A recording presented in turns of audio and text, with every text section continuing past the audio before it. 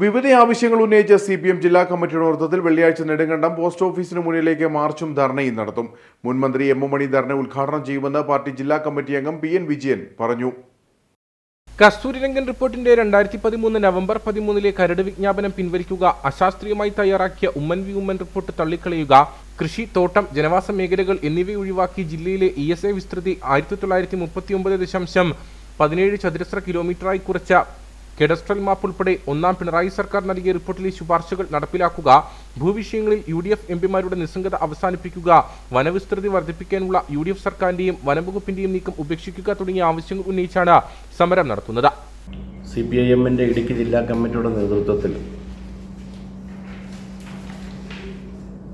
കേന്ദ്ര വനം പരിസ്ഥിതി മന്ത്രാലയം ഈ അടുത്ത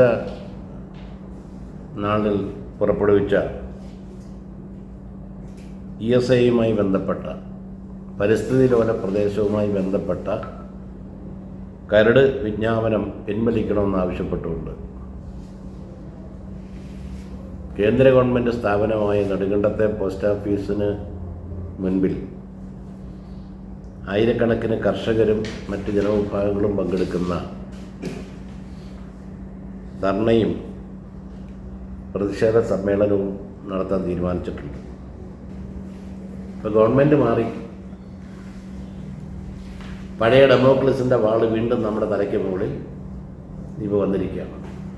നമ്മുടെ MPമാർക്ക് അനക്കമില്ല, ഇടുക്കി MP ഡീൻ കുര്യാക്കോസിന് അനക്കമില്ല, കേന്ദ്ര സഹമന്ത്രിക്ക് അനക്കമില്ല, UDF MPമാർ അനങ്ങുന്നില്ല, UDF സർക്കാരും അനങ്ങുന്നില്ല.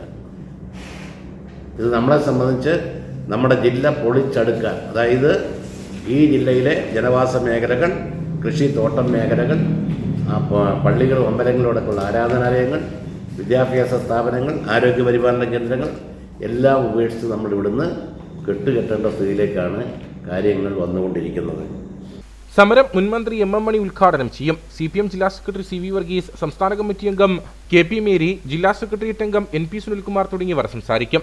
ഇപ്പോൾ കേന്ദ്ര വനം പരിസ്ഥിതി മന്ത്രാലയം പുറപ്പെടുവിച്ചിട്ടുള്ള കരട് വിജ്ഞാപന പ്രകാരം ESA നിശ്ചയിച്ചാൽ ജില്ലയിലെ 4/3 ഭാഗവും വനപ്രദേശമായി മാറുകയും ജനങ്ങൾ കുടിയൊഴിഞ്ഞു പോകേണ്ടി വരുമെന്നും നേതാക്കൾ പറഞ്ഞു.